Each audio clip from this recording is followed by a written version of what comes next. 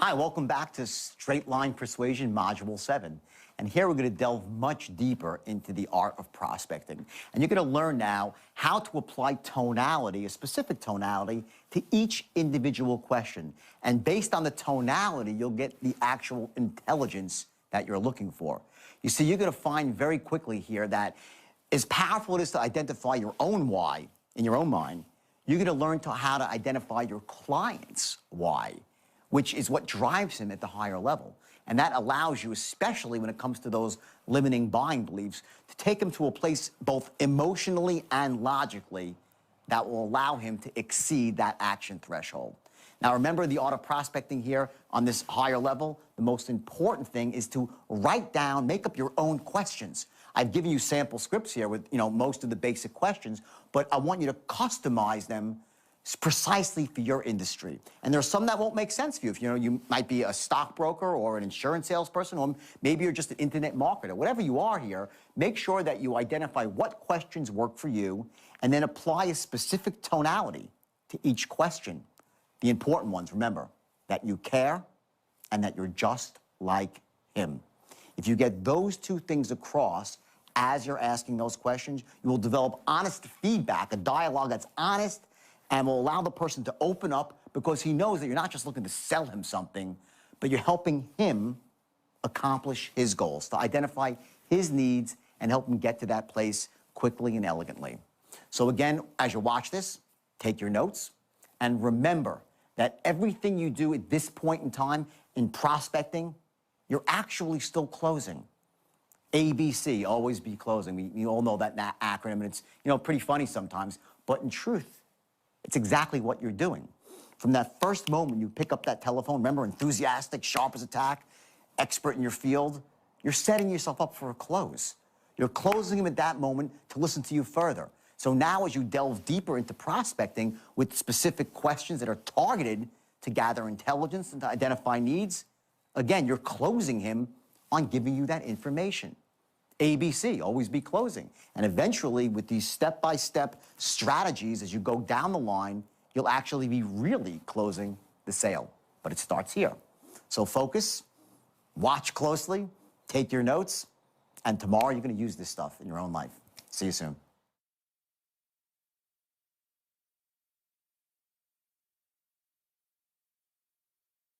So what I want to do today is this. I want to start off, and I want to start with prospecting. I want to start going through questions. And this is some stuff that's not as exciting as the straight line itself, but this is the first part of the straight line, okay? And you need to master the art of asking questions, okay? Now, there are two parts of this, okay? There's two parts.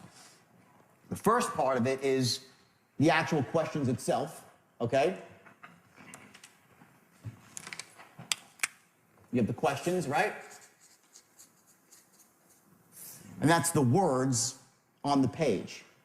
Now, we all know from yesterday it's only a small part of it, right? Because what also equally important is how you ask the question. The tonality you use is going to make a huge difference, okay? Let's start with the questions themselves, okay? Finding out your client's why. Do not skip over the fact of what is actually motivating your client to want to make a purchase. Now, don't say, why do you want to buy this? That's not what you say. That's not elegant enough. I'm going to show you a series of questions. You're going to find out his why on both a logical and an emotional level. You need to identify his logical and his emotional why. This is crucial. Okay? You're going to write down perfect questions for your industry. For your people, if you're a sales manager, you're going to write down the perfect questions for your specific industry, and I'm giving you tons of samples to pull from. I'm giving you all the samples. You're getting everything, okay? And memorize them. If you're on the phone, you have the script in front of you. Know your questions. Do not miss them. They're in a specific sequence for a reason. You're going to learn to go from the general to the specific. You get that? So you're going to ask the questions in a specific order. Okay? Last, you're going to ask for permission to ask questions. You don't just interrogate somebody. You know, the guy says, hey, you have 60 seconds. I would like to share another. You got a minute? Blah, blah, blah. He says, yeah, great. You say, blah, blah, blah, you know, this makes sense. He goes, yeah, great. Just a couple of quick questions so I won't waste your time. Right? That's a transition. Just a couple of quick questions so I don't waste your time. Tonality. Don't just start asking him questions. This is huge. This is a transition. The transition, okay, is going to be twofold, okay? You have two options for it. First, just a couple of quick questions so I don't waste your time. This is the assumptive one, which means you're not even going to ask, you're not going to wait for him to say okay or not okay. And most of the time, that's fine. But it's not just a couple of quick questions so I don't waste your time. It's just a couple of quick questions so I don't waste your time. Like, I'm here to help. The unspoken words in your tonality are, I'm here to help. Well, just for information, no big deal. The other one, okay, just a couple of quick questions so I can better serve you. It's a little softer. And if you add on, is that okay? It's probably not a good idea. Because it shows that you lack authority. Right? Let's write down the 3 cornerstones. Everything that we do when we're asking these questions, we're going to be looking to accomplish 3 things. What are they? Sharp as attack. What else? Enthusiastic. What's the third? Force to be reckoned with. Force to be reckoned with. Force to be reckoned with, meaning an expert, an authority figure, right? So we're going to always be congruent with these 3 things, and implicit in our tonality also, whenever we can, is going to be, I care, I'm trustworthy,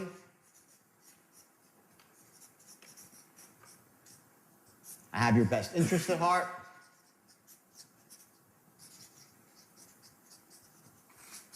whenever you can put those things in there with tonality, you're going to, and we'll see as we go through the questions, okay? Okay, start with big picture questions. Here they are, ready? First, okay? Now, if you're dealing, this typically has to do when you're dealing with a product that they've used before, okay? It's very important if you're selling, let's say you're selling somebody a product and they're currently using a product or have used it in the past. Find out what they liked about that product and what they did not like about that product. Because later on, in the second half of the straight line, you're going to be using their likes and dislikes to mold your presentation, to knock out negatives and bring up positives. Understand this, people will always pay more for something that's customized. You get it? They pay more for customization. People love products that are just for them. Very important question to find out what they liked or didn't like about something. Next question, okay? Okay, what would you change or improve with your current source?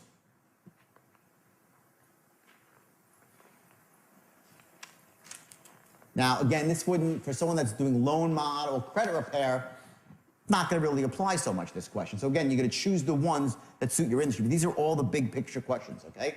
Next. What's your biggest headache with?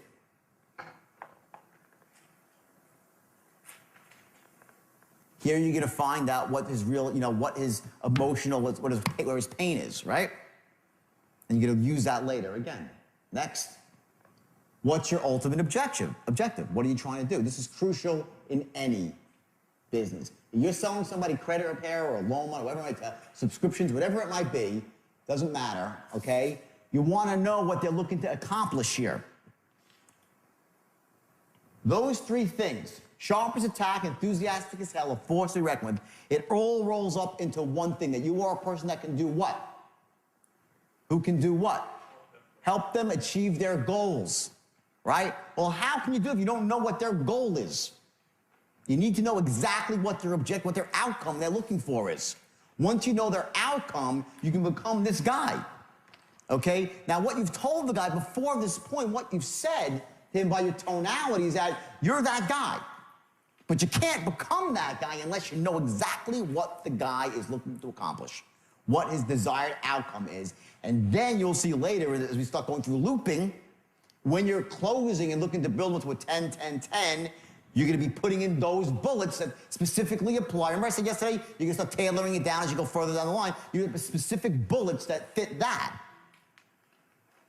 So you're just for him. You're there to help him, okay? Next, okay? What would be your ideal program? crucial. And again, these big picture questions, they're specifically broad. You need to tailor these down to your industry. But you get in the picture on what's going on? This is how you gather intelligence. Now I'm going to show you some other questions that are very specific. Okay, next. Of all the factors, what's most important to you? Guys told you the whole story. What's the most important, your number one thing you're looking to accomplish? Next. Okay, have I asked about every detail that's important to you? Now, I specifically never ask that question. I do not. It's up there because I want to give you everything that I know.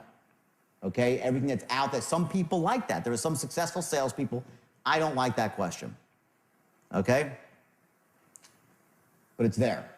Okay, if you're in a specific industry or a specific sale that might go on longer, it's a decent question. For a quicker sale, 1-2 punch, it's not a great question. Okay? Okay? Now here's the goal here. Keeping your powder dry. What you have to do, okay, is once, as he's saying and relating his problem, what is making him feel out of control? What he has a goal. He's out of control right now, right? The urge you have is like, oh my God, I got the solution for that. Oh my God, I got the solution. Stop, let him speak. Don't say, oh my God, my program's perfect for that. He says to you, well, you know, my credit, oh geez, I could really help you out here. Big mistake. Do not allow the guy to have the benefit of your program yet. Do not tip your hand. Let him speak. It's your own insecurities, and it gets all of us. We all have it. I get it too on the phone. I just know to shut up. Don't start narrating his answers. Oh, we can really help you out on that one. Oh, great. Oh, we always know people like you. That comes later when he's ready to buy. What do you think, he's going to buy because you said that? No. All it's going to do is make him feel a little bit more relaxed, or this guy's so full of crap. You don't want the guy to feel so relaxed yet right now. You want him to really kind of feel his pain a little bit. Now, when I say feel his pain, okay, you know, there's two ways to do that. I'm not a big believer in, you know, make him feel so much pain to his action. Some of you weren't here. Like, there's two new faces here. I just want to explain something real quick. It's really important, okay? Is business with the action threshold, right? The action threshold, okay? What this is the point that he actually needs to get to buy. It's this point, and if he gets there and feels enough either pain or motivation, positive or negative, right? Either he's so pumped up and he loves it so much, he gets to this point and he buys, right? If he's below the action threshold, he will not buy. If he's above it, he's a buyer, right? The action threshold is made up of a couple of different things, okay? And one of them is his beliefs about buying. You can't crack someone's beliefs about buying while you're qualifying them. You just can't. You don't want to. It's not the right time yet. There's other things that need to be established, like number one, that your product is the best one on the market, that you're the best too, you're the best person for him, your company's ethical. This comes last. This comes last. What you're doing right now is identifying, write this down, identifying his emotional wants and his physical needs. That's what you're doing right now. That's all this is about. And you're developing massive rapport. And as I go through the questions, I'm going to give you specific questions next, and I'm going to show you exactly how you do that with tonality. So now let's move forward here, okay? So please, don't, if you're a sales manager, don't let your people narrate while they're qualifying about how great your product is. It makes you look disingenuous, and it also doesn't do anything for you, okay? If it's you or the salesperson, just bite your lip and listen. 2 ears, 1 mouth. You should listen twice as much as you speak, especially in the beginning, okay? You'll have your chance to speak. And when you speak, every word will be directed, okay? But just not random words that come out of your mouth. Everything's measured, okay? Okay, let's see. Okay, now, while we're qualifying, rapport will be developed with tonality and body language, right? Okay? You start asking invasive questions. Now we get specific, all right? Let's get to specific questions, okay? Okay? Each question has its own tonality, okay? This is the first one. We were dealing with a trading system yesterday, right? So if this is the question here, right? How do you think about trading, right? There's a couple of different ways to ask that question, right? The first way would be, how long are you thinking about trading for? That's one way. The second way is, how long are you thinking about trading? Now, I'm telling you this right now. I'm going to call, as soon as the script's getting, I'm going to call someone on stage, and I'm going to show you the dramatic difference in emotion it creates. You'll see it, because I will do the test, and you'll be the judges of it. You will see that if you ask the question one way versus another way, the person's either in rapport with you or out of rapport with you. And we'll start giving you accurate answers, or just simply blow you off, okay? So that's the first question, okay? Would be, how long have you been thinking about trading? Now, the equivalent would be, if you're in credit repair or loan mod, how long have you been thinking about getting your credit fixed for? Why do you want to know that? It's a pretty important question. How long do they want to? Because you're going to say, well, are they warm? Oh, I've been thinking about, not really, I don't know, I've been thinking about too long, really. Maybe a couple of weeks, so they get their picture where they are. Oh, it's been on my mind for say I want to buy a house. It's like, well, I want to buy a house and this and that. Now watch, here's the straight line, okay? Right here.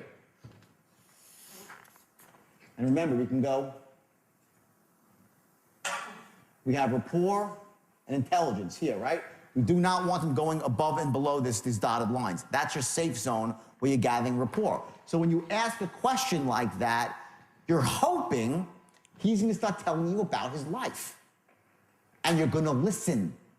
And don't interrupt him. Do not start narrating. Oh, it's only that. Oh, yeah, great. Wow, interesting. Let him talk. Let the prospect talk. Most people don't ever get to be heard. They work for other people. They're disempowered. Their wife doesn't listen. Their husband doesn't listen. They want, listen to them. They'll talk to you. Now, if he starts spiraling off into Pluto, and it goes from telling you about meaningful things in his life that got him into a situation versus now his son's in school and how his son's getting A's and B's and he's going to go to a, then you know you're off the line, okay? So what are you going to do? When you're offline, you're going to stop him, and you're elegantly, you're going to direct him back to the line using tonality to carry the moment. So again, this specific question in your industry can elicit a ton of information. How long are you thinking about buying a Porsche for? How long are you thinking about buying this piece of equipment for? Whatever it might be. How long do you want to get into the trading business? How long are you thinking about becoming, a stockbroker for? Whatever it's going to be, right? Next question, okay? Okay, let's do this. I'll jump ahead for just 1 second here. Now, we're going to do this when two people are on stage. What happens is this. When you're asking questions to people, all right? Now, I know you're on the phone. They're far away. You have to use your body. Move your body in a way that creates the right tonality for the question.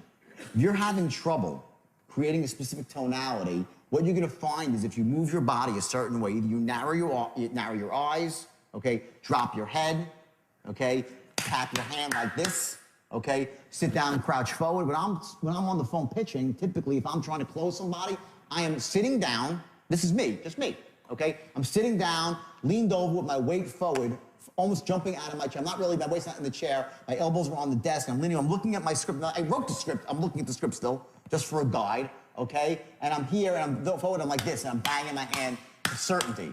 That's me. Some people will pace around. They'll pace around like this. They'll start walking back and forth, and they'll say, right, a lot of people do that. No, none is right, and none is wrong. It's whatever works for you. So what we're going to do later, after we do these questions, we're going to do an exercise. You're going to find your gestures. Because you need to set anchors, well, setting anchors for your gestures. I want you to know that when you need to trigger a specific tonality, you can do it with your body. Very, very powerful. As you're asking questions to people, remember, the most important thing when you're asking questions is that they have to know that you care. So when it starts to get to money questions, to specific questions like, how much money do you have in the stock market? Or, how much do you owe on your mortgage right now? How far are you behind on your credit cards? Whatever the questions are, okay? It can't be, how far are you behind on your credit cards right now? What do you have in the market? Like the Grand Inquisitor, you get that? That tonality is death when you're qualifying people. It's absolute death. You lose it right there and you're done. I've seen more salespeople lose sales at this point here of the script, right? When they're asking questions and they're out of rapport, okay? If you're saying to somebody, how much you have in the market. It's like, how much you have in the market? Just a ballpark. Just a ballpark. Everything, just a ballpark. Minimize it. Don't ask somebody a question like you're the Grand Inquisitor, because they will destroy you, these questions, okay? This is a crucial part of the sale, okay? So now, let's move forward for a second. So you ask these questions, okay? And you get to the point where you're done qualifying, and hopefully this guy qualifies. Two things. A, write this down. The product is right for him.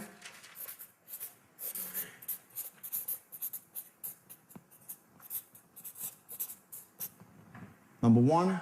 Number two, he can afford it.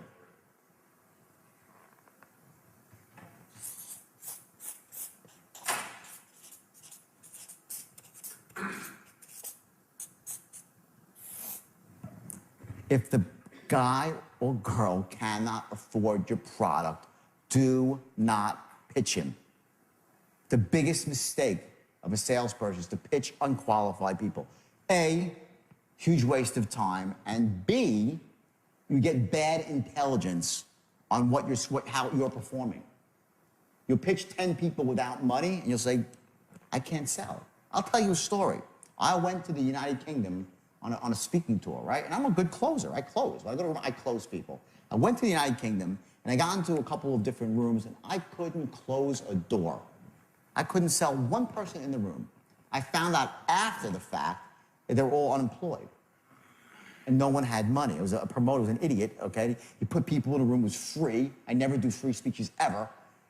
I learned the lesson. But I sat there for that was a blip of like 4 days, and I'm scratching. I'm going through my pitch. What's wrong with my pitch? I don't get this. I'm looking, my offer not good enough? Am I not giving enough values? My close week? They didn't have money. So I'm banging my head against the wall. You get it? Qualify your people. Make sure your people that work for you too. Qualify people out in the beginning that do not have money. Do not try to take non-buyers and make them into buyers. Huge mistake, okay? Also, that the product is right for them, okay? Please, please, please, the ethics of it all. Do not go banging people over the head to sell them your product just for the sake of selling them your product. Using the straight line. And you could do that. When you get into these loops, and we'll do this in a couple hours, the loops, people are going to buy from you whether they need it or not. Because you can convince them for a moment, but you'll burn in hell afterwards. So again, these two things you don't go forward. But once you get to the point where you're done qualifying, okay, here's your transition. Your transition is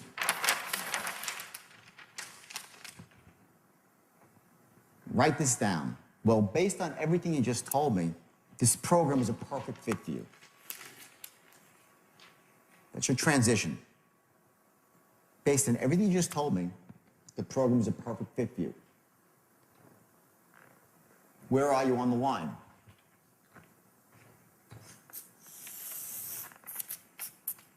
You're here, right? About right there. Now, here's the beauty of the system, the straight line. Watch. All this stuff happened, right? You're going to make 100 calls, and you're going to have 100 conversations that'll be different. But every single time, you're going to end up at the same spot, which is right here, saying the same words. Well, based on everything you just told me, the program seems like a perfect fit for you. You always end up in the same spot. So this is an anchor for you. In other words, your anchor point is when you say the first word is, hi, is John there? That's anchor number one, okay? Anchor number two is right here. Well, based on everything you just said, seems like a perfect fit for you. And that's your transition into your presentation. Now, will you say that if it's not true? If it's not a perfect, when you say that, no, right? You're going to eliminate the guy right there. You're not going to pitch a guy and bang him over the head. So I don't want this to be like, it's generically unethical where, oh, based on everything, even though you're a grandma, 85 years old, it still makes perfect sense for you. That's not what I mean. What I mean is you're going to get the people who it makes sense for, and that is your line. It's the same way every single time. You have all these questions that were asked with this precise tonality, okay? And you get to this point right here, bam, and you're perfectly on the line. Doesn't matter what happened up to this point. Other than that, you gathered your intelligence and you have your rapport, okay? Now you go into your main body of your presentation, okay, which is going to be short, no more than a page, and I have it written out for you. And I made the presentation in a way that you can put your own stuff in there. It's like modelable, okay? So what you're going to do here is you're going to go into your presentation, right? You're going to ask for your first order right about here, first time.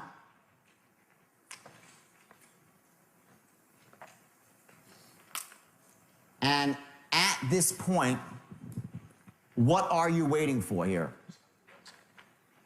What are you waiting for? When you're asking for the order, you say, believe me, you'll be very impressed. Sound fair enough? What are you looking for here? You're looking for the guy to say no. We expect no. This is your next anchor here, right at this point. Your first no.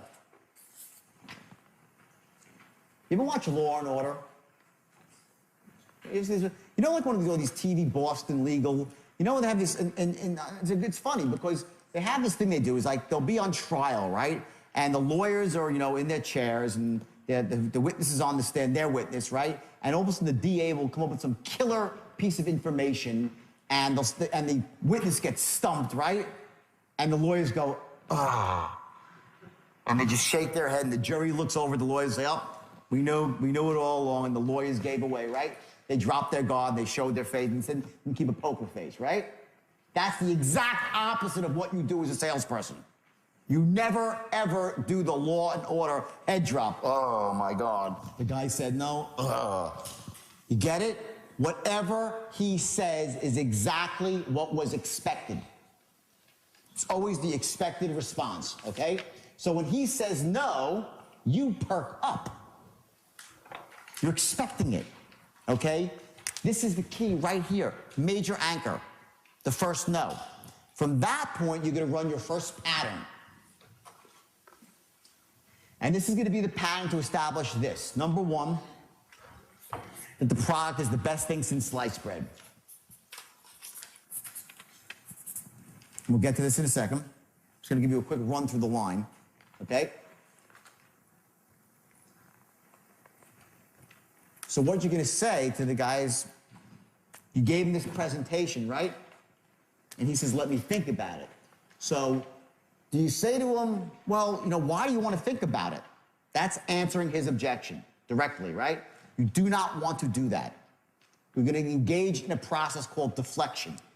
You're going to deflect his objection. In other words, put it off to the side. It's unimportant. A, it's not even a real objection. If he says, I don't have any money, it's a different story. If he says, I only think about it, I'm talking about my wife, whatever, deflect it, okay? You're going to handle that objection, but you're going to handle it on your timing. Not when he wants it, when you want it, okay? So you're going to deflect no matter what he says here. No matter what he says, I don't care if he talks about the price of tea in China. Your first question is going to be, I hear what you're saying. Not I understand what you're saying. I hear what you're saying. But let me ask you a question. Does the idea make sense to you? Do you like the idea? That's pattern number one you're going to run. Doesn't matter what happens. Because I am telling you this for sure. He's not at a 10 in terms of his love of your product. He's just not. You didn't try to even get him there. Your pitch is not designed, your presentation, and I'll get to the presentation in a second. It wasn't designed to get him there. You're just getting him in the game, showing him some benefits so he gets up there, likes it, and seems good, right? Does the idea make sense to you? Do you like the idea? Now, you're not going to say, we went through this yesterday, you know, money aside, does the idea make sense to you? No. You don't say that. But implicit in your tonality is that money is aside. You're like, well, let me ask you a question. Does the idea make sense to you? Do you like the idea? Like, no big deal. Money aside. That's your first question. Do you see you're starting to see the concept of the line here, that it doesn't matter what happens, every sale is exactly the same. That's the power of somebody that's not a top salesman. They can use every sale's identical. You'll get to all their objections, but on your time frame. And they're going to love you for it because they're not going to think you're deflecting. They're going to be in the game with you because you're in rapport. Okay, you'll get to the I want to think about it, but not yet, because that is going to evaporate when you run the pattern. I want to think about it will disappear. It'll become something else. I want to do something else. I have all the objections. We'll go through those, right? So you run the first pattern, okay, and you say, does the idea make sense to you? Do you like the idea? He goes, yeah, it sounds good. Is that good enough? Yes or no? Not in the least. Someone says, yeah, if you say something, does the idea make sense to you? Do you like the idea? 90% of the time, I say, yeah, it sounds good. So the sales says, great. Now, if I've been doing business with you for you cannot move forward on the line. Watch. Every time you move forward, there's 3 ways for it to go. The guy could say an enthusiastic yes, which brings you forward on the line, right? An enthusiastic answer. Yeah, great, absolutely. Let me ask you a question. Do you like the idea? Oh my God, yeah, it's the greatest thing ever. I'll move forward. I'll say, exactly, it really is an amazing program. Move forward.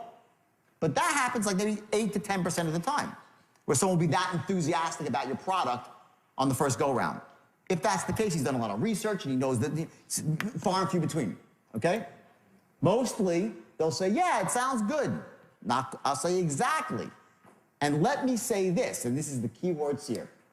The true beauty of the program, this is your power words. The true beauty of the program, that's the beginning of almost every loop. And the reason it's called a loop is watch what happens. You already made a presentation, right? Now you're past that. You ask for the order. He says, let me think about it. What do? Do you go slam forward and try to close him? No. You're going to loop back around to resell him the idea. First, you loop backwards. Do not go forward. If you want to sound like a pushy salesman, let him object, answer his objection, and ask for the order again. Just answer. If you answer his objection directly, you seem pushy. And it's no, it doesn't. If he has an objection, you're just like, I know you want to think about it, but thinking about it's not really good. There's only, real estate is location, location, location. In this business, there's timing, timing, and timing. So do it right now. Come on, believe me, you won't be sorry. You're a freaking idiot. You're like you're awful as a salesperson. You're doing that, and not, said well. If you walk into a room of untrained salespeople, they'll be doing that, and so they'll say, wow, that guy's a good salesman. He's the worst, that guy. That's not how it works. What happens is you have to loop back first and now resell your product in a much more effective manner. Your secondary script is going to be the one that's much more powerful than your first script. Because remember, you're keeping your powder dry. You know it's just going to take a certain amount of time for you to wear down this person's beliefs about buying. It's going to take you a certain amount of time to pick the combination lock. You can't pick it all at once. Okay, so you keep your powder dry. You now put in some much more powerful benefits. So your secondary pitch is more bullet-oriented. One very powerful fact. And when you get to that, you say, you see what I'm saying? Does the idea make sense? You say, oh, no, yeah, great. I like it. It's great. The second go-around, they'll go up on you. They'll say, yeah. If they were saying, yeah, it's pretty good, they'll say, no, it's great. Yeah, I really like it. Now they're probably at an 8 or a 9, maybe at a 10 if you did a good job, depending on how hot they were. Now you can move forward and continue the loop. So that's your first loop, right? Then you would move forward and you would ask him another question. That's going to start cutting through his buying beliefs about you. And I'll stop here right now. We're going to pick this up after. So I want to do the questions now. Let's go through the questions that you're going to ask. And I want to show you the precise tonalities that you're going to ask these questions in, okay? And let's pretend right now that we're selling a trading seminar. First question is going to be, okay, now, how long have you actually been thinking about becoming a trader? Okay? So start off here and say, okay, great. Just a couple of quick questions so I don't waste your time. Let's hear. Okay, great. Just a couple of quick questions so I don't waste your time. Okay. Go. Now, how long have you actually been thinking about becoming a trader? About 2 or 3 years. Excellent. And are you looking to trade part-time or full-time? Could trade maybe 3-4 hours a week or something. Okay, excellent. And where are we? Okay. And what kind of work are you doing now? And how's it going for you? Okay, that's a two-part question. First, you'd say, hey, what kind of work are you doing now? Let him speak a bit. Say, how's it going? Once you start speaking, to prompt him more. Start from the top, and what kind of work are you doing now? And what kind of work are you doing now? Okay, I'm just working in a factory and stuff like that. I work about 40 hours a week. And how's that going for you? Well, I'll tell you, it's pretty good, but like, I have weekends off, and then typically on the weekends, I try to get away with my family. I don't have that much free time. And for the most part, though, we usually go and, we go up to northern England on the weekends. And, but I think I wanted to become a trader because, like, I like hunting up there, and I think it would give me the freedom to do that. And, last weekend I was there. Like, I remember I had to come because, I'm short of money right now, and I had to go up there and just kind of like only hunt half the weekend with my kid. And my kid loves to hunt, so I figured being, a trader would be just a great thing for me because it would allow me to spend more time up there on the weekends. And, you do any hunting? Yeah, no, I don't actually do hunting, but that's really cool that you do. Hunting's a blast, I'm sure. So are you looking at trading as a way to simply... Okay, stop. I did it on purpose. I rambled off the line, right?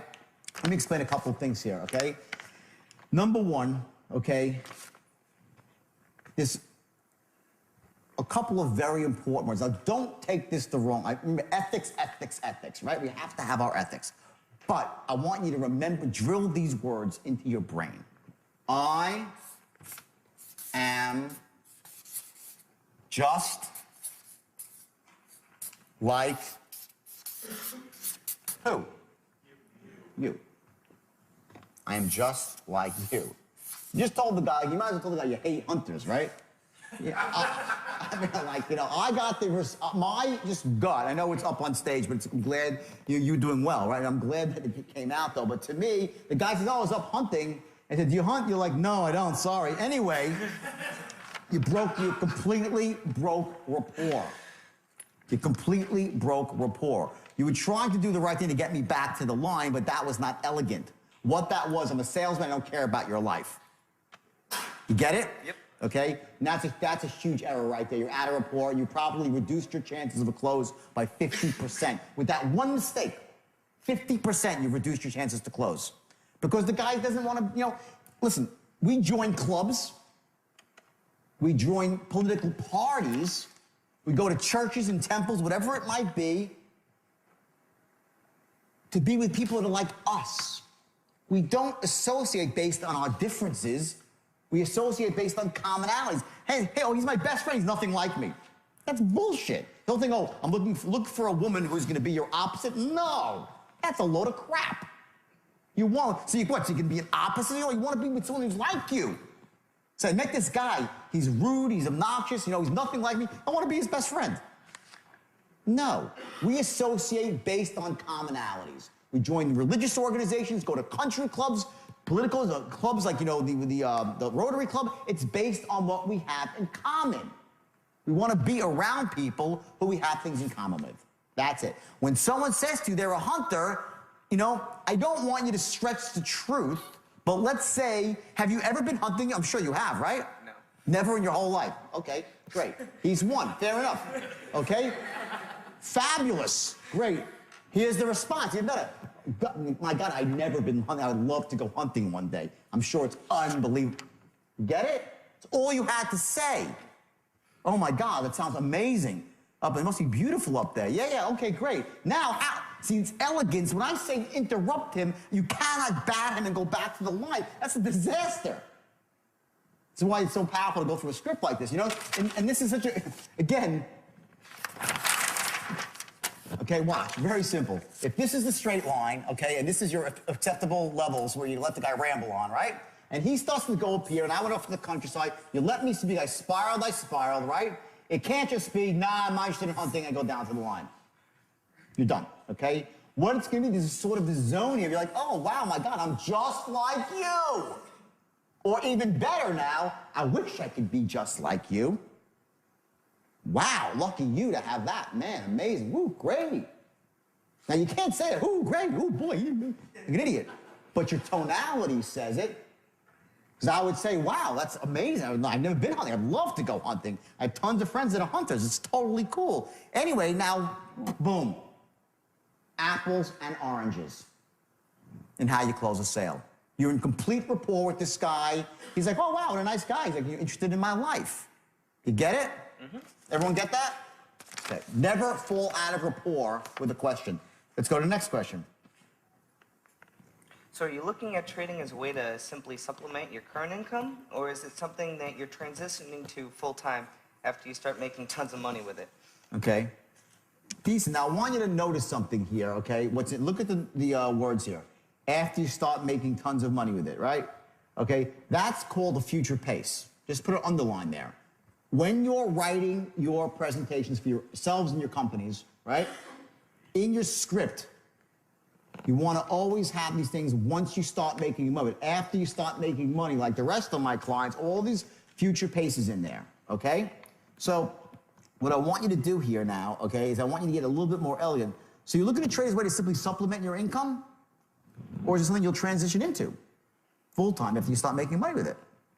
In other words, it has to be, the future pace has to be said in a way. It can't be once you start making money with it. It's like once you start making money with it, like the rest of my clients have. And you can't say the rest of my clients have. A, because it's probably not true. You're not going to lie on the telephone. But by your tonality, when you say this line, you want to trigger the emotion, okay? Like it's a virtual guarantee without ever saying it's if it's a guarantee, if what you're selling is a guarantee to it, then say it. But if it's not, don't say it, okay? So try it again, okay? So are you looking at trading as a way to simply supplement your current income? Or is it something that you'll transition to full-time after you start making money with it? Well, you know, I'm just going to do it full-time, part-time. Are you currently invested in the market right now? Stop. Important point here, okay? Remember, now I know this is a little bit awkward right now, but remember I said in the beginning that I was looking to trade 4 hours a day? Okay, right? So I answered this question already. So very often you have these questions and you're going to find that sometimes the guy is, when he's offering up the information, giving you the intelligence that you need, what's happening is you're going to be able to jump ahead to some of the questions and they're answered. So make sure now when, again, this is the first time you're ever looking at this, all right? But know your questions well enough that you can tailor them so you're not sounding like a fool. Because what I would say is, I just told you I'm looking to trade 3-4 hours a week, right? So that's what I would say if I was on the phone. It would seem something is very odd. They go, oh, I get it. The guy's reading from a script. That's what it would sound like, okay? You have to master the art of reading from a script without sounding like you're reading from a script. Without sounding like you're reading from a script. If you're reading from the script, you're done. They will not buy from you, okay? So, let's go here. Now, are you currently invested in the market right now? Any stocks, bonds, mutual funds? Go, let's hear it. Are you currently invested in the market right now? Any stocks, bonds, mutual funds? Okay, good. It's good tonality by that, because what he's doing is he's making it a no big deal. Just for informational purposes. You currently invested in the market right now? Any stocks, bonds, mutual funds? No. Are you in the market right now? Any stocks, bonds, mutual funds? That would be the wrong tonality. You get it? This has got to be it's very important at this point that when you're asking him money questions, qualifying someone for money, you have a very much of a no big deal tone. Okay? Now let's switch to you. Big Dino. All right? Let's start with, okay. Are you currently invested in the market right now? Let's hear it. Are you currently invested in the market right now? Any stocks, bonds, or mutual funds? Yeah, I got a few. I got maybe $4,000 or $5,000 in the market, a couple of different stocks. That's awesome. Just for suitability purposes, how would you say your current financial situation is right now? Okay, now here's the problem. Here's the thing is that he said just for suitability purposes, how would you say your picture is right now? That's the tone of the inquisitor, okay? The better tonality is this, right?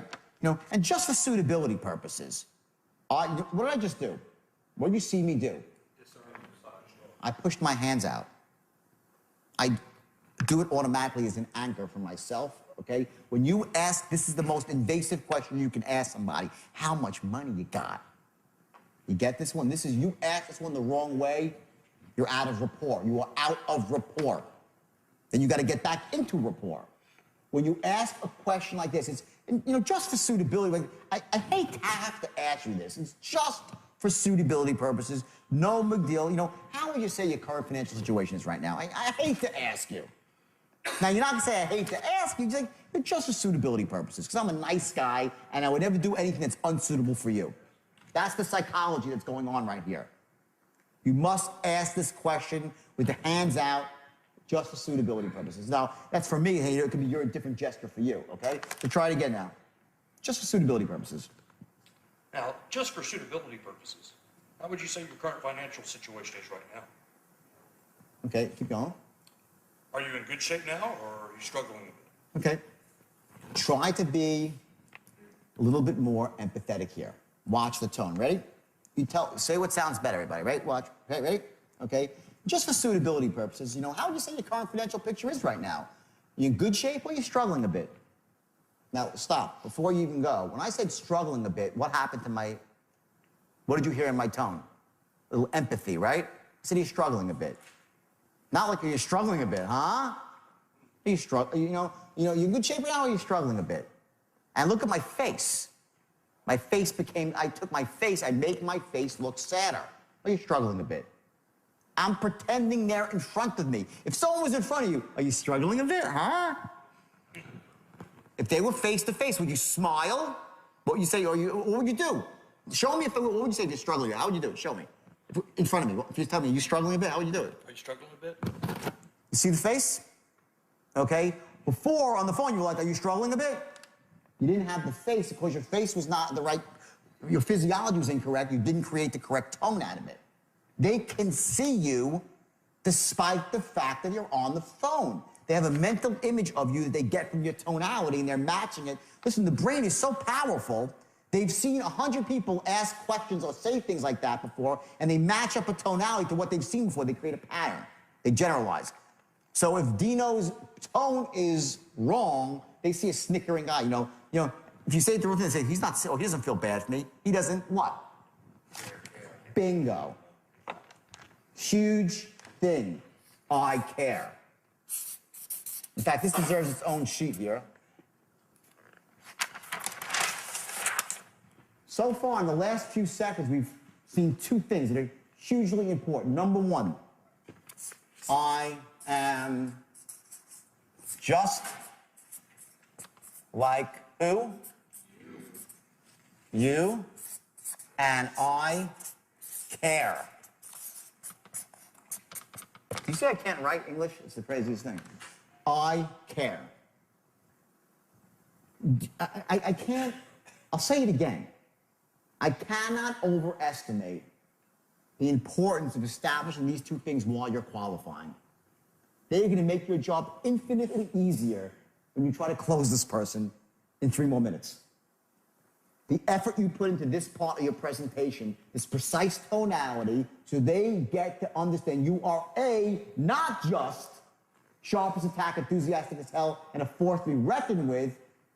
They want that guy or girl to be their guide, their mentor. They want that.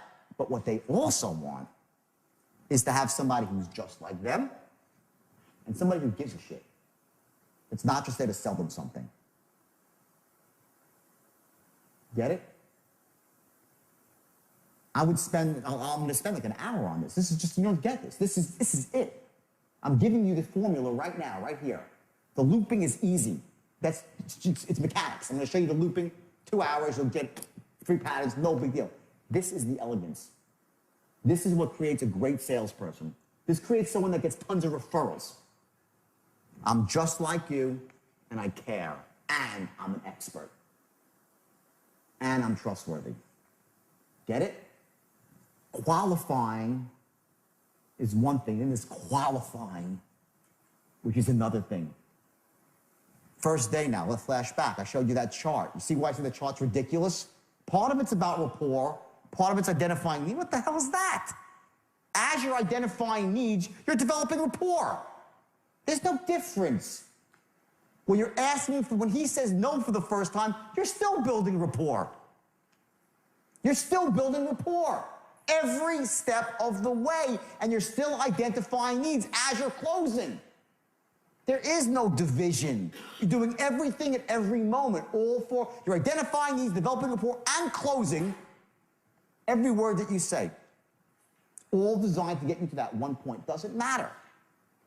And these things here, this is where it's at. It's not in the hard-charging guy that you see on the phone pacing back and forth on TV. That's a load of crap. The salesperson is the ultimate wolf in sheep's clothing, but with ethics. So there's nothing wrong with it. Not a wolf in sheep's clothing in a bad way, okay, which I once was, but the right way. You come in there, you know you have the power. You got the power. You got the straight line. You're a master of tonality. You're a master of structure. You can loop and loop and loop until you pick the lock. You got it all. But you're unique as you freaking care. Bottled, really enthusiasm, bottled enthusiasm. It's here, right? It's not here and here and here. That loses its power really, really quickly with somebody. You might get some buyers that are like respond, if they're just like you might get that buyer. You're gonna cut out a whole element of emotional buyers that more than anything want to be understood, they want to be cared about, and they want to do business when they like. Imagine this is a pie chart, there's 100 buyers, right? And you're a great closer, but you lack the ability to create a certain emotion in a certain group of people. You lack one skill. So all that means is you're gonna close a few less people. Your percentage goes down. That's the way it is. There's a reason why some people close at the highest level. It's because they don't lack the skill sets. It's skill. It's skill. It's not accident. And the greatest skill of all is what? Hard work. Number of calls you make. But when it gets past that point, it's all about these nuances, the fine ones. And these two, I'm sticking on a problem. These two, when you're qualifying, and even when he's objecting, everything will always say, even when you're at odds with the guy, right? When I said, as I said yesterday, we'll go through this again later, I said, tell me you don't like my product, and I will respectfully argue with you why you're wrong. I'll educate you why you're wrong, right? While I'm educating you, I'm also going to be telling you these two things. They're not mutually exclusive. You never buck heads with somebody on the phone or in person trying to tell them they're wrong and you're right. It's not about that. You educate. Why? Because you care. And you know your product is the best and you know it's in their best interest. And that's when this tonality, we'll go through a different tonality later, where you're as smooth as silk and say, sir, please don't misconstrue my enthusiasm for pressure. It's a great line. It's the last thing I want to do. But let me say this. The true beauty of the program, and you're back in. You have all these loops, the true beauty of the program. You'll loop back in all the time, okay? And you're going to tailor it so you're just like him, okay? So now let's go back here. Everyone get that? That whole concept? Okay, so let's go now. And just for suitability purposes. And just for suitability purposes, how would you say your current financial situation is right now? Are you in good shape or possibly struggling a little bit? Much better. Excellent. Give me a round of applause. That was great. Well, things have been better. It's been a tough couple of years. I'm doing okay. Paying the bills. Jordan, stop. Okay. Now, every time, listen to me, when he says something which you have to respond back to me, okay? You have to mirror me, okay? So I said to you, I'm paying the bills, okay? Here is a time when matching and mirroring is crucial, okay? You talk about pacing and leading, right? Matching and mirroring, okay?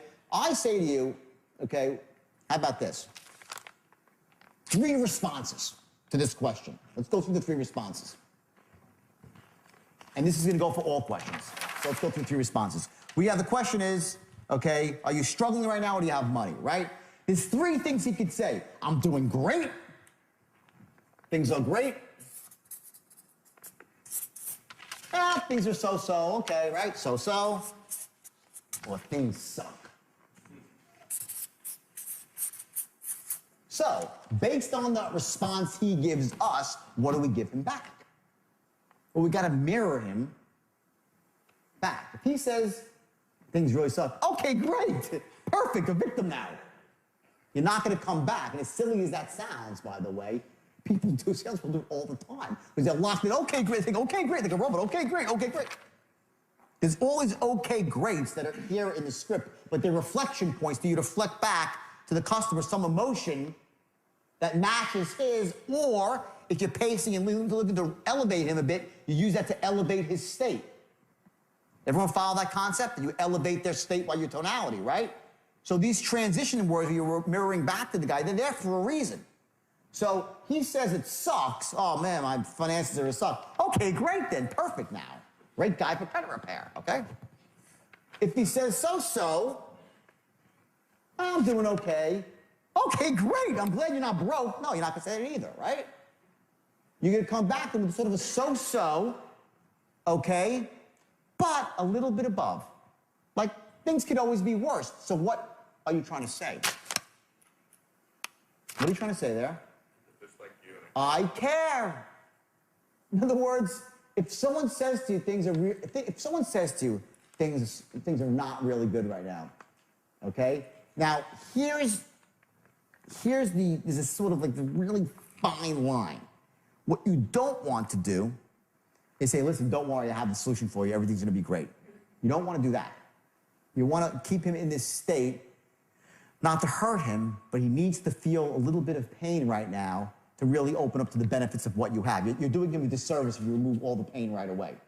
And don't take that as the wrong way. You don't want to put people in pain. The problem is if you take him out of pain too quickly, he won't close. And they'll still be in pain an hour later and you've done the guy a disservice. So he has to feel some pain for you to do the right thing by him. It's tough love, okay? So you're not gonna solve his problem while you're qualifying him. Get it? Fight the urge, okay?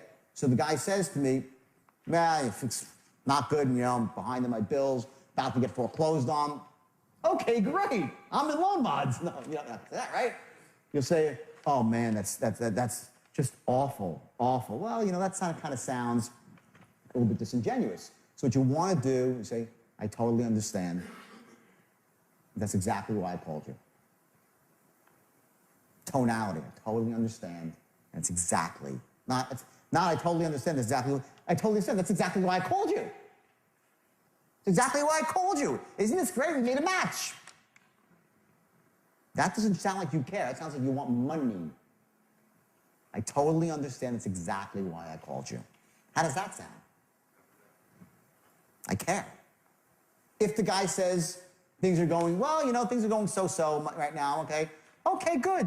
Doing better than a lot of people. Move on. One possibility. Okay, good. Okay, good. Good to know. Good, good, great. Little upbeat, not too much, a little bit above him, not too much. Say to the guy, how are things financially? Oh, doing great, awesome, perfect, great. Next, you match the guy, boom, on. You alter your response to match his response. Qualifying does not occur in a vacuum. There's this zone here, right? It's like this little zone of tonality and rhythm and tempo, right? And the kill zone is like right here. That's your appropriate response, right? You're like, how do I remember all this? When you're unconsciously competent at something, you do this automatically. What you need to, we spoke about, you weren't here, so we spoke about the different levels of learning, right? When you leave this room this afternoon, you're gonna be consciously competent at using the straight line, which means you'll understand it. If you're focused on it, have it written down, you'll be able to do it, but you can't listen to anything else. I could do this while I'm tying my shoes, drinking coffee, right? I'm doing my whole life, right? You get there 2 or 3 weeks, just simply by repetition and learning, repetition and learning, repetition and learning. You just nail the grooves deeper and deeper into your brain by doing it. There's no way, you can't study it to perfect it. You gotta do it. Once you do it, you're gonna fall into this little kill zone right now, and automatically, when he says a question, you're gonna mirror back the right tonality. I'm giving you the info. I'm giving you the info right now for your conscious mind. All right? It's up to you to keep doing it until it becomes part of your unconscious mind. Then you'll do it automatically. Those are your 3 responses for every question. So now let's keep going. Next question. How much money are you thinking about starting trading with? Okay. Let's try that one. Jordan, how much money are you thinking about starting trading with? Just a ballpark figure. Okay, good. I want you to remember every time the word you're asking someone about money, always, always, always go into your disarming tone. Always disarm, okay? So just try to kick it up a notch. Sometimes, it seems like I'm exaggerating this stuff, and it seems silly and foolish, right? Exaggerate it a bit. But right now, exaggerate it right now in the room, and then back off and find your center afterwards. I don't want you to try to creep up to the right tone. Let's overshoot your tonality for this. So I say, watch what I mean by that. I say, how much money are you thinking about starting out with? Just a ballpark. Just a ballpark. Just a ballpark. Try that. Just a ballpark. Just a ballpark. Much better. Listen, is he going to buy because he says just a... No. Okay? But we're going to use the same tonality about 20 more times when he's closing. Because when you start asking people to make decisions, it's the disarming tone that you use. Just a ballpark. No big deal. Okay? Getting started is simple.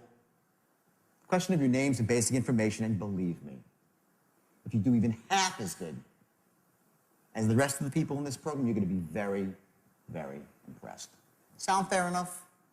That's a tonal closing pattern, okay, which goes down to a very, very impressed. Sound fair enough? Reasonable man. Just two reasonable guys. All these tonalities are going to flow through to the script, okay? Let's go to the next one here.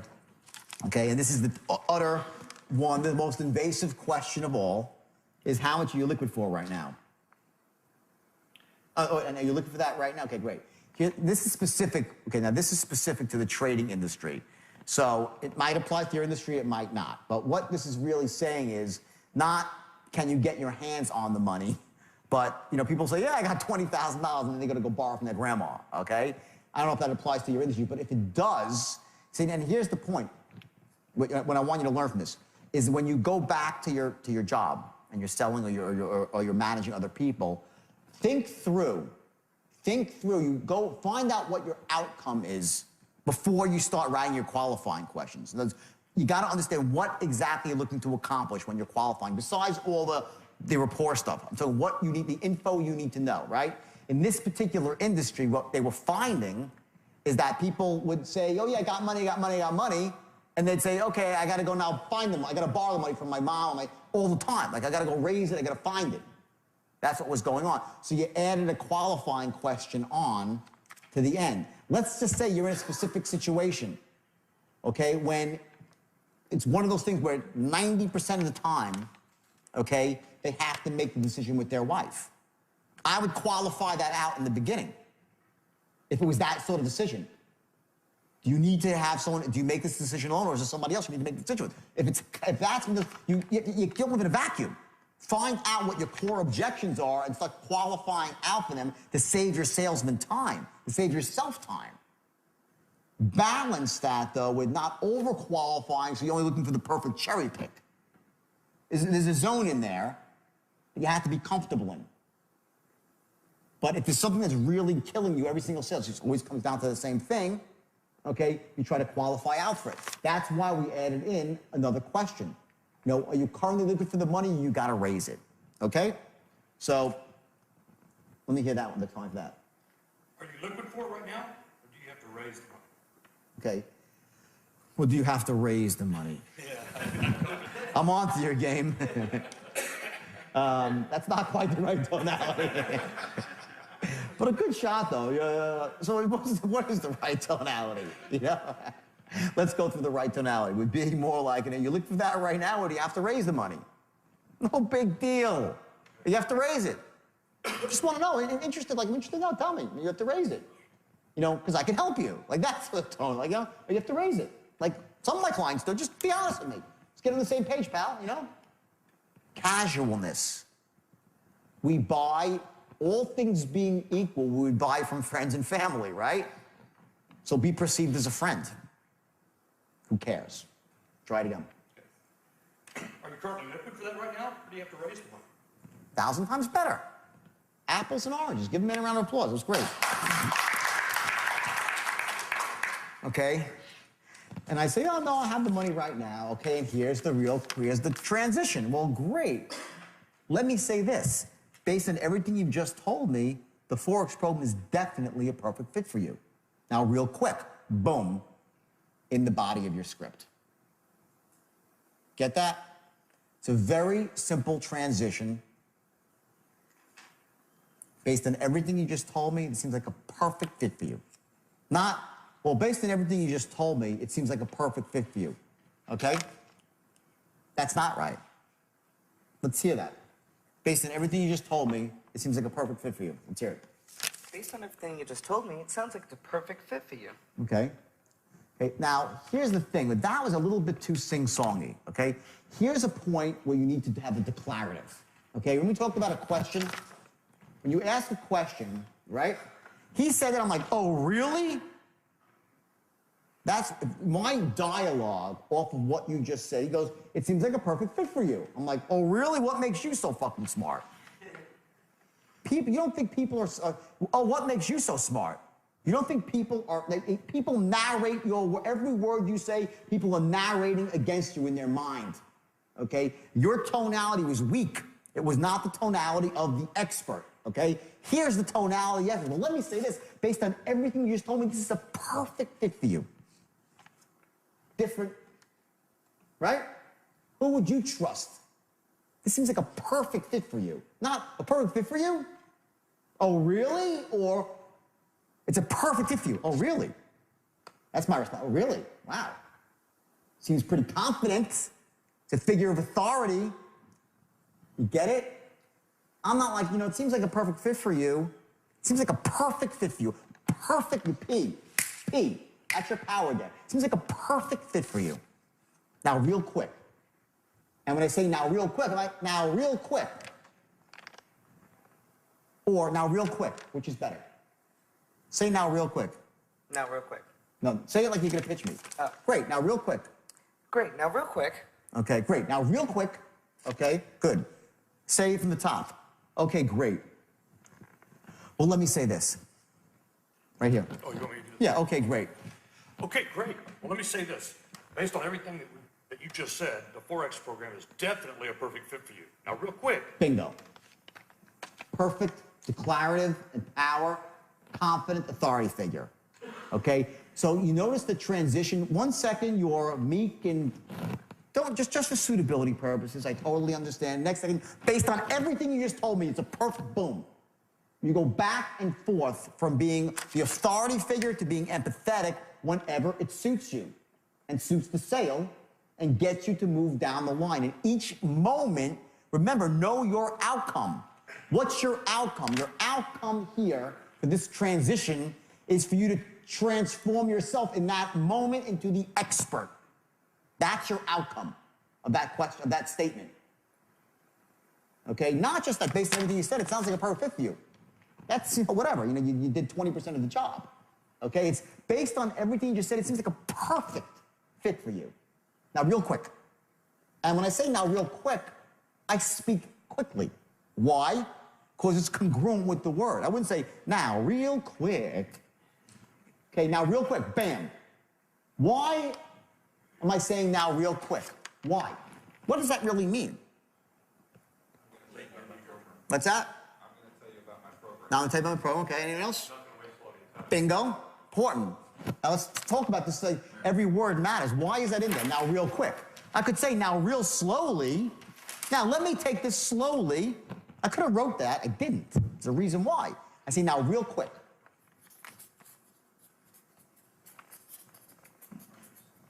Okay, number one, he brought it up. Time is money, right? Whose time? His and damn straight. I'm a top producer. I'm going to talk about the native, the savage car saleswoman from BMW. This woman, when I walk in there, her time is money. She's going to sell me a car, make me feel great for 4 minutes, and I'm out the door with a car. If she said, oh, sit down, honey, have a coffee with me. I'm like, well, Nate is not selling too many cars these days now, is she? She's probably real desperate to sell me one. Okay, now you don't say all that, but it's a building block. That like little bit, now real quick, okay, and what it's also saying is that it's not going to take me very long to show you the benefits here. This is a very simple process. Now real quick, let me tell you how great the program is. Not like now real slow. Now get out your pen and paper for some massive calculation to see the benefits. This is so freaking obvious Now, real quick, let me just tell you why this is so amazing. Now, you didn't say now, real quick, let me tell you why this is the best burger on planet Earth. You're not saying that. Say, now, real quick, boom, and you're into the body of your script. Okay? If you've done this right now, so here's, now look at the transition. Remember I said, in the first 4 seconds, you establish what? Sharp as attack, enthusiastic as hell, and a 4-3 recommend. That's the first 4 seconds. Then I said, there's other points now that come after. What were they? Likability, that you care, you're just like them, right? Trustworthy, and we're not even into the presentation yet. That's qualifying. That's the straight line. Before you even say the first word about your script, you're already in, you got half the job done. And from this point forward, it only gets better. In other words, if you think that was like, oh my God, forget that. The tonality goes 1,000-fold more important now. Now in the script, and not so much, by the way, in the script, that's somewhat in the script, but when you start to go into the actual, when he says no, the sale starts, right? That's when the sale starts. When he says no, at that point, your tonality is everything. What you've done is laid the foundation, and you've done what more than anything? You have not what? Blown it. You haven't blown it. Okay? You've laid the foundation for a great presentation. You're in rapport with the person. You know all the intelligence about them. So on the back end of the sale now, when you get to this point in the straight line here, and you're looping and picking the lock, all that stuff that came out in the beginning, your own business, you go back to your business, you have all the questions I'm going to give you, the big picture questions, more specific questions. You have all the intelligence you need to create the logical case, the emotional case, you know what his wants are, so you can pick the lock, 3 turns to the right, 2 turns left, and you keep looping and looping until the safe opens and he buys. That's what's just happened here. Don't ever, ever, ever rush past the qualifying section of the script. That's the key. If you qualify correctly and create the right image about yourself, closing gets much easier.